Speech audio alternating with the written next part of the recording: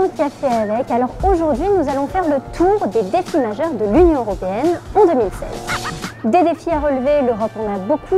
Terrorisme, espace Schengen, environnement, emploi des jeunes, crise des migrants. Pour en discuter avec nous, Charles de Marcilly, le directeur du bureau de Bruxelles de la Fondation Robert Schuman. Si on devait parler de tous les défis de 2016, c'est pas un café avec, mais ce serait un déjeuner et un dîner avec pour être sûr de tous les couvrir.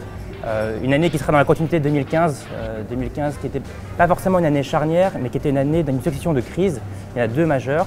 Il y a la question grecque, qui temporairement a trouvé une réponse mi-juillet, et puis évidemment la question de la crise migratoire. Et on va rajouter en 2016 des crises presque identitaires par rapport à l'Union européenne, soit par rapport aux pays de l'Est qui veulent essayer d'avoir une sorte de nouveau modèle, plutôt très conservateur, voire ultra conservateur, et puis évidemment la question britannique. En juin 2016, le Royaume-Uni pourra choisir par référendum de rester membre ou de sortir de l'Union européenne. C'est un peu un caprice de riche. Le Royaume-Uni aujourd'hui n'est très clairement pas la priorité en termes ni de statut, ni de capacité économique. Ce n'est pas un pays qui est à la dérive. Donc aujourd'hui, c'est un peu le cheveu sur la soupe européenne. Et je pense que sincèrement, on s'en passerait bien et que ce n'est pas le moment d'avoir ce type de discours.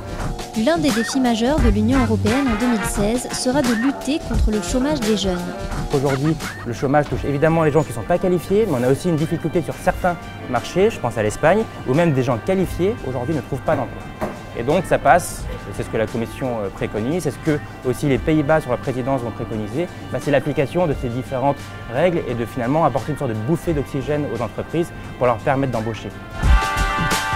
Autre défi de taille, la question de l'espace Schengen. Schengen par exemple, vous aviez le Dijsselbloem qui avait proposé un mini Schengen. Donc il y a des réflexions au sein des Pays-Bas qui sont déjà assez poussées.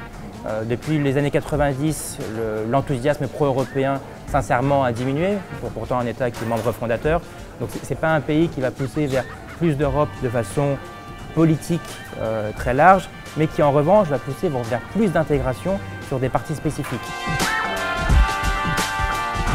Ce qui va arriver avec le Royaume-Uni, ce qui arrive avec la Pologne, avec la Hongrie, avec ce mouvement très conservateur dur qu'on peut avoir sur certains pays de l'Est, la question de finalement quelle est l'Europe de demain va se poser. Et on voit qu'aujourd'hui on repousse. On fait des petits bouts, on a avancé beaucoup par exemple sur l'union bancaire, ce n'est pas une question qui parle à tout le monde. Quand vous parlez de protéger vos frontières, quand vous parlez de est-ce que l'Europe finalement a une plus-value d'un point de vue économique, là ça touche les gens. Est-ce que c'est l'Europe qui va répondre et résoudre aux difficultés du chômage? La première réponse, c'est-à-dire qu'ils peuvent y contribuer.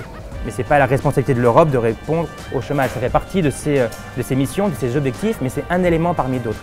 Et donc la question, ça va être de comment est-ce que l'Europe prend davantage forme alors qu'on voit des pays, et notamment des gouvernements, qui ont une vision qui est plus dure ou plus restrictive sur ce que devrait être l'Europe de demain. Et je pense que ça, c'est le vrai défi de 2016. Voilà, c'était le mot de la fin. Et à bientôt sur Un café avec.